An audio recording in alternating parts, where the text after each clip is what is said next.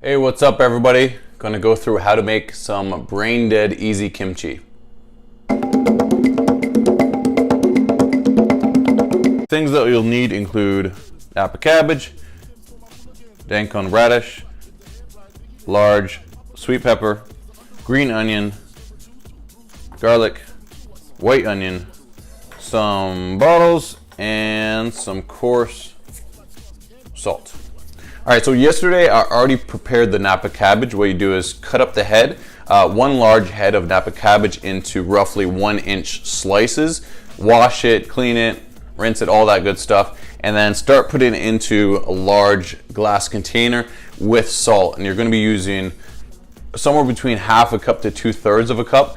I post the recipe down below, so if you're unsure, just check out the recipe and you can use that as a reference. Once you have your salted Napa cabbage in the container, you can put this in the fridge overnight or even up to 24 hours. You want a little bit of a salty taste to it. If it doesn't have a salty taste to it, you can add a little bit more salt, mix it in, and just let it sit a little bit longer. And that's what you're going to be using for the main bulk of the kimchi.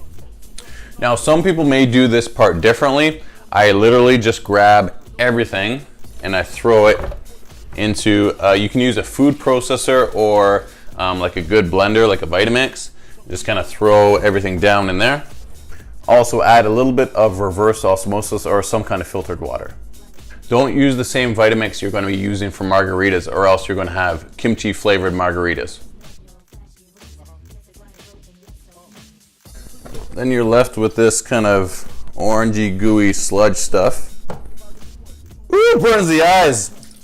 Then always have clean hands when you're handling your kimchi, or you can use gloves. All right, so once you have that in a large mixing bowl, just go ahead and pour that sludge right over top. And now for the fun part, just mix it in. All right, and then you take your jars. So these are previously used kimchi jars that I got from the store, and I just got sick of spending so much money on kimchi. I decided to make some myself. So I'm gonna make enough for roughly like $60 to $70 worth of kimchi that you would buy in stores. And all of these ingredients might have cost $5, $6.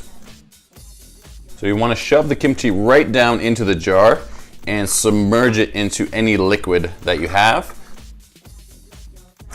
making a big old mess. So after you've packed the kimchi in here, put the lid on. Don't screw it too tight, but just enough that it's secure. But you want a little bit of air to go in for the fermentation process. And then what you're left with are beautiful jars of kimchi ready to be fermented. And what you'll do is just leave these on the counter for at least 24 hours, up to 48 to 72 hours. You can always test the kimchi. Make sure it's not overly fermented, and you'll just know because it will start tasting pretty bad. Just make sure it tastes pretty good, tastes like it's supposed to, but it's not overly fermented, and you've just made kimchi. If you enjoyed that video, want to see more, go ahead and like, comment, share it with friends, all that good stuff, and give me a thumbs up. And if you have any questions, comments, or want to see different videos, just let me know, and see you on the next video. All right, enjoy your kimchi, everybody.